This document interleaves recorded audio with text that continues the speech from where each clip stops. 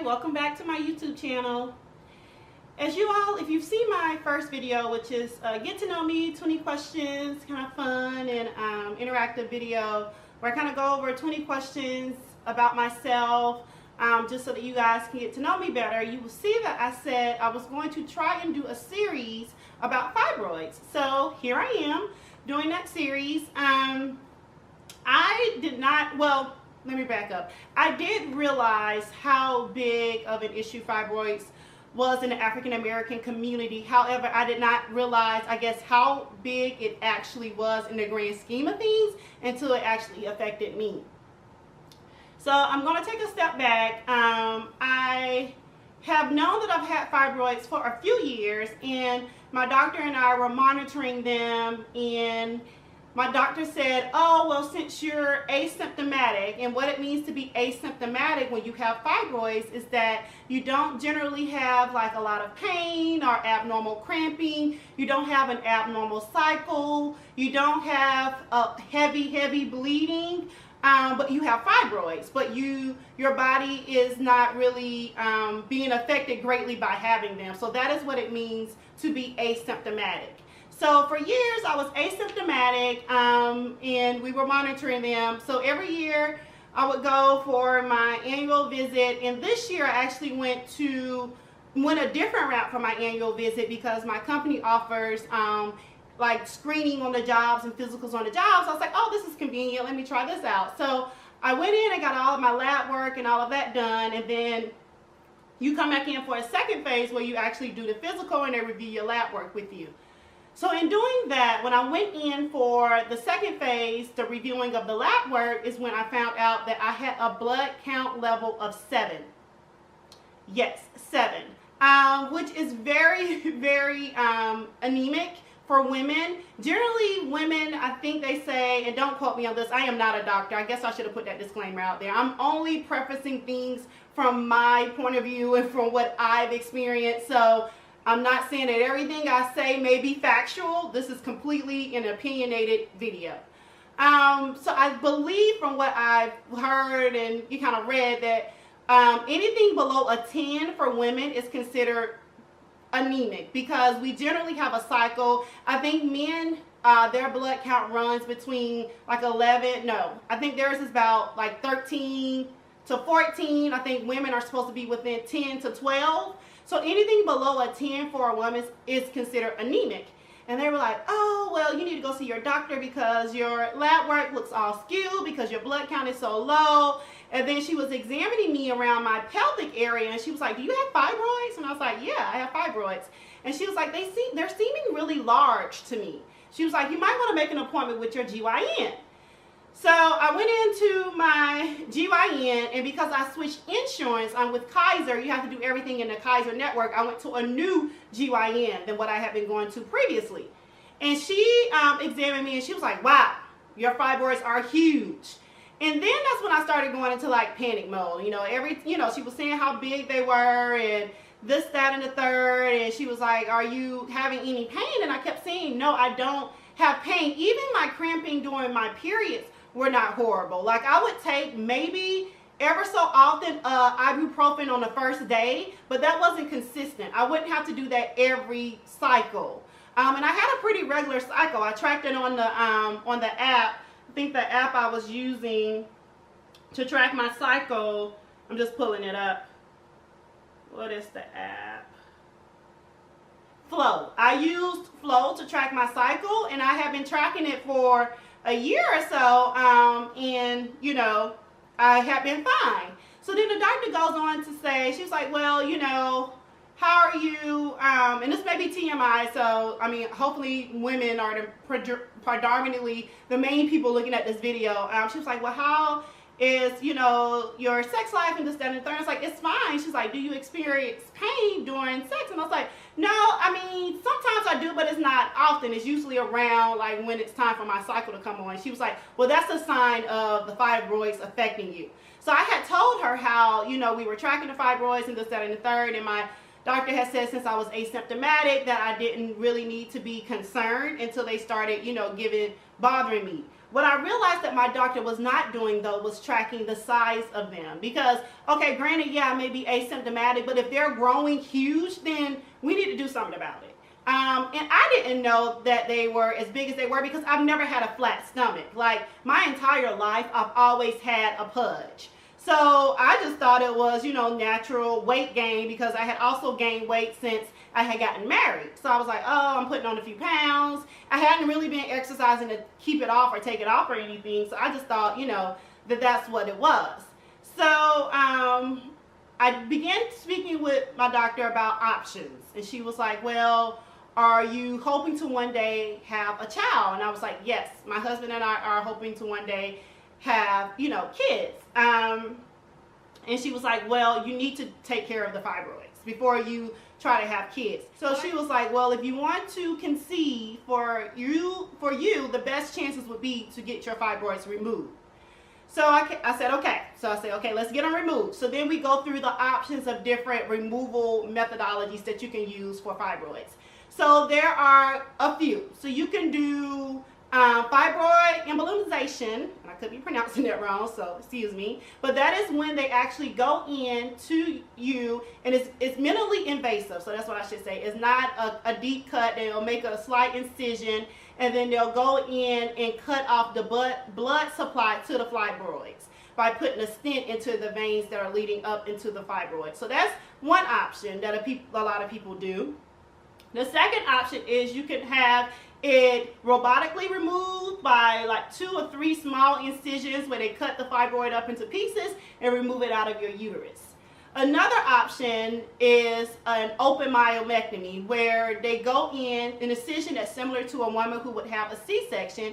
They do that incision, a bikini line incision, and get your fibroids out of your uterus, all of the fibroids. The open myomectomy, they say, is generally the best option if you're trying to make sure you have as many of the fibroids removed as the doctor can.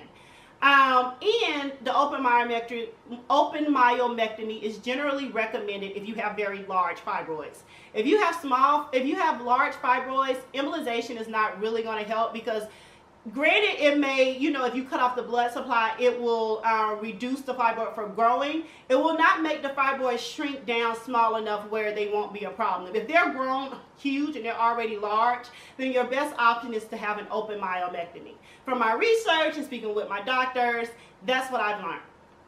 So I started off with this doctor, and then I went to another doctor and got what I would call a second opinion. And this is the doctor that will actually be performing my operation. They scheduled me for ultrasounds. So I had a stomach ultrasound, similar to what a woman would have if she's pregnant.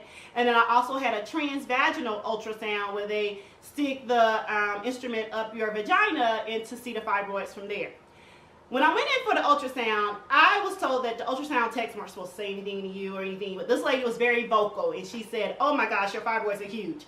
I mean, throughout this entire process, all I've heard is, your fibroids are huge, your fibroids are huge. Okay, people, I get it, they're huge. Let's just do something about them. You know, like, I'm not sitting around here with huge fibroids like, oh, I'll think about it. I was like, no, okay, they're huge. I want to have kids one day. Let's get them removed. I kind of got tired of people I kind of got tired, oh gosh, let me slow down.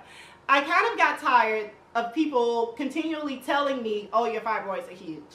So during the course of leading up to my decision, I spoke with my doctor, and I was like, okay, I am going to elect to have the open myomectomy, to have the fibroids removed, given that my fibroids were large, and they generally couldn't tell from the ultrasounds how many of them they were because they were large, and some of them could have been masking others. So she said that she'll see, when she, goes in for the surgery and everything, because 9 times out of 10, well, I'm not going to say 9 times out of 10, but sometimes when they estimate how many fibroids you have, when they actually get in there with the fact that they're able to do an open myomectomy and see everything, it's usually more than maybe they predict, or it could be less than maybe they predict. So she didn't really give me a number of fibroids that I have, but sometimes, like, now that I know, what's going on, if I feel in my abdominal area, I can kind of feel areas where I think a fibroid may be, but again, this could be me. I'm not a doctor. So I made a decision in February to have the open myomectomy. My doctor was booked out. Her schedule for March was already booked, and then April was pretty much already booked as well. And May was not an option for me because I had a lot of like life events going on. My best friend got married, and then one of my close friends celebrated her like bachelorette and stuff, and so I knew May was kind of like off the limits, and I had graduations and stuff. So I knew May was off the limits, so I said June would be the best time.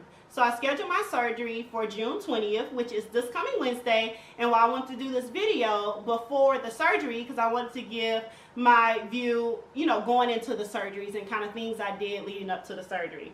So once in February, I decided with my doctor that I was going to have the open myomectomy. She said, okay, well, let's put you on birth control because we don't want you to get pregnant before you have the surgery.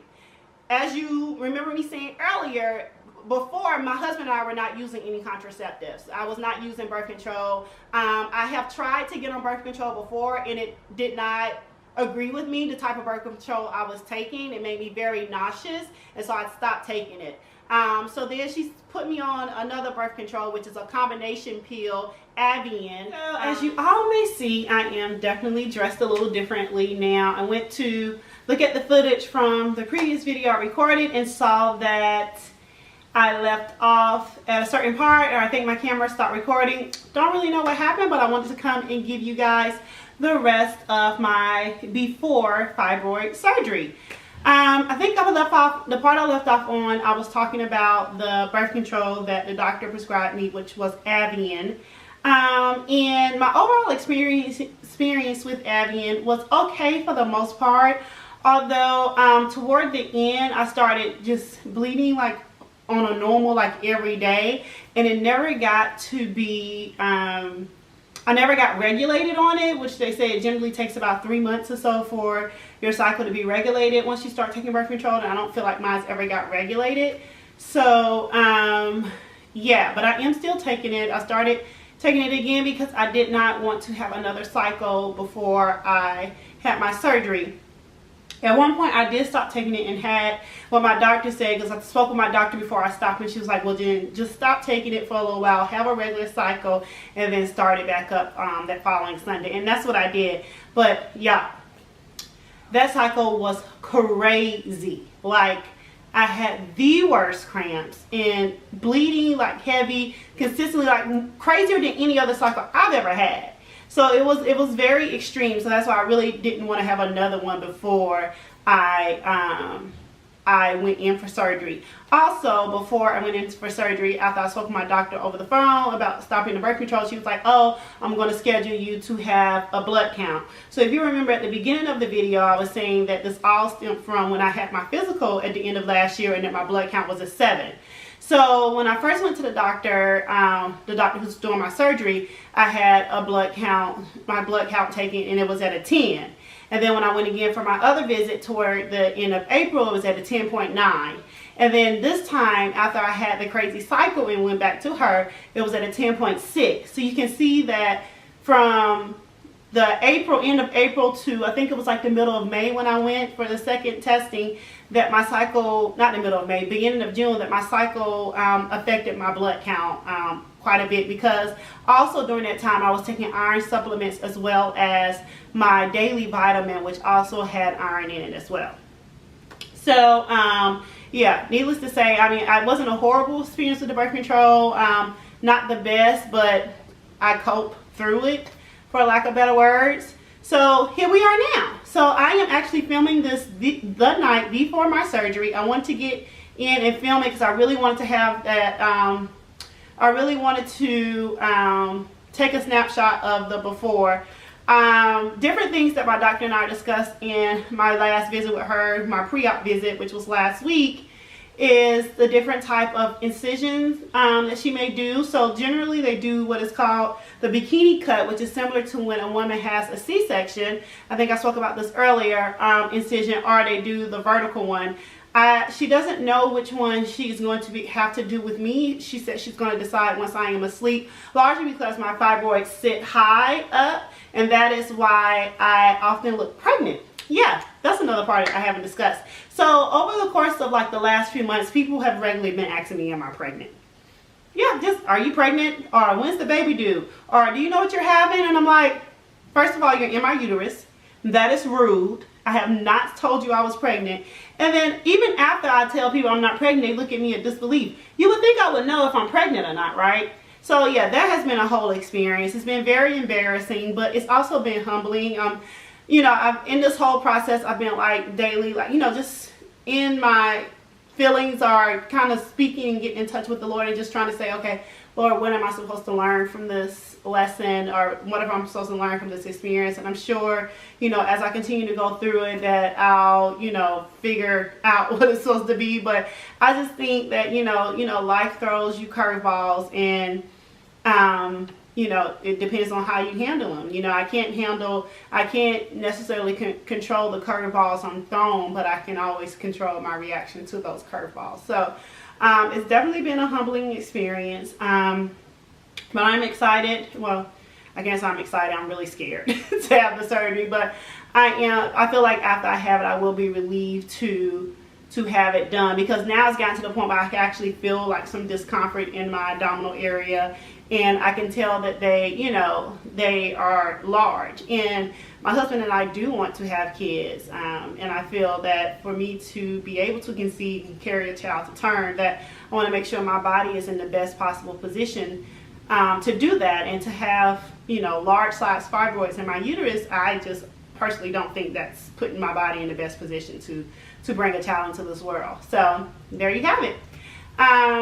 So after the surgery, I'll do another follow-up and a series of follow-ups as I recover, to kind of go over things that, you know, happened during the surgery, things I learned, and then I'll also continue to do like the way that my body or my stomach has changed. The doctor did say for some reason, for some women their stomachs go down, and for some women their stomachs never go down, based on like how far the muscles are stretched and whatnot. So I don't know.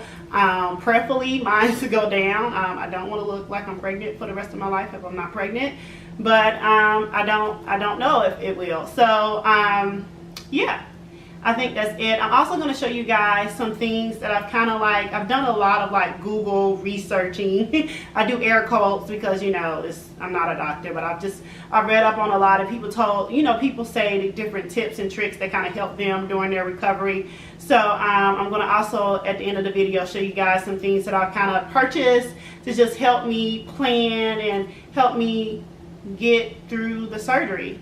And get through the recovery. So that I actually purchased is this abdominal, I don't know what you call it, like waistband, and this is to help. A lot of people said that after they had the fibroid surgery, they felt like a lot of their insides moving and, you know, stuff just not secure. So what this is supposed to do is it wraps around your mid area, your midsection, and it gives you the kind of structure that you need. It gives you a lot of back support as well that is apparently needed after you have this type of surgery. So I got this. And then, I don't know if you guys can see, but I got these compression socks. They're supposed to help with blood, you know, help your blood circulate appropriately so you don't get blood clots and stuff while you're sitting, because, you know, I'm going to have a lot of like time sitting. I probably won't be up and about as much. So I brought these socks that are supposed to help with the circulation. And I really like them. They're like a hot pink. I think they're cute. I've literally had them on since I purchased them. So, and something else I purchased is a recliner. So, sitting kind of weird. This is a recliner that I actually had purchased because a lot of people said that it was hard for them to lay down in their bed, get up and in and up and out of the bed. Our bed is actually kind of high. So I purchased a recliner, and it's not just any recliner. So it's an assist lift recliner. So going through the surgery hurt your abdominal muscles are, you know, you really can't use them. They're going to be sore. It's going to be very painful. So what this recliner does, it basically assists you out of your seat. A lot of older people have this. because they have different ailments and stuff and can't get out of their chair, so the chair helps them get up. That's what I got. And then it also reclines like a regular recliner chair as well. I'm really wrapping my head around the fact that I'm not going to be able to get up and move around as easy as I'm doing right now. Sure, people will have their opinion about whether purchasing a chair and all of that was needed or necessary, but to understand that, you kind of have to understand the type of person I am. Again, it goes back to the fact that I said I can't control the things that happen. I can only control how I react to those things that happen. And my way of reacting to the fact that I needed the surgery was to try to prepare myself as much as possible. Surely I can't prepare myself for the pain because I haven't experienced the pain or truly know how that's going to be, but I can prepare myself for the things that may make it a little easier on me. So that's what I decided to do. And then lastly, I'll show you guys my stomach so you can kind of see, and I'll do a before. So I'll do the before now, before the surgery, how my stomach is looking, and then I'll of course do a series of after the surgery. So this is my stomach before. People think I'm pregnant.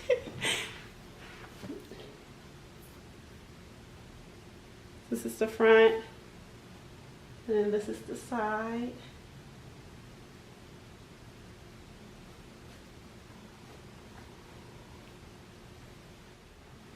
So yeah, I think that's it. Again, my surgery is scheduled for tomorrow morning. We have to be at the hospital, and I say we because my mom and my husband are going with me, so we have to be there at 5:30 a.m. So yes, we'll be waking up quite early. My surgery is scheduled for 8 a.m. So I think it should take about 2 hours or so, hopefully not longer, but I don't know. But then after the surgery, I will be in recovery, and then we'll see how I progress and if I'll be sent home tomorrow morning. Not tomorrow morning, tomorrow's Wednesday, but Thursday morning, or if I have to stay in the hospital a little longer. I'm also like being more patient and kind of calm in that, because at first I was like, oh well, I want to try to get out the hospital as soon as possible, but then again, you know, I want to be where I'm going to get the best care, and if I need to be in the hospital longer, that's where I want to be. So during this whole process, if you know me, you know that I'm not the most patient person, and I am very much do-it-myselfer, and rarely do I ask for help. So this is kind of been very challenging for me, but it's okay. I'm like I said earlier, I'm leaning into this vulnerability, and I believe that, you know, God is with me 100% of the way, and that He's brought me this far, and He will not leave. So I am pushing forward and going, you know, moving forward. So yeah, so I'll check back in with you guys after my surgery. So for now, see you later.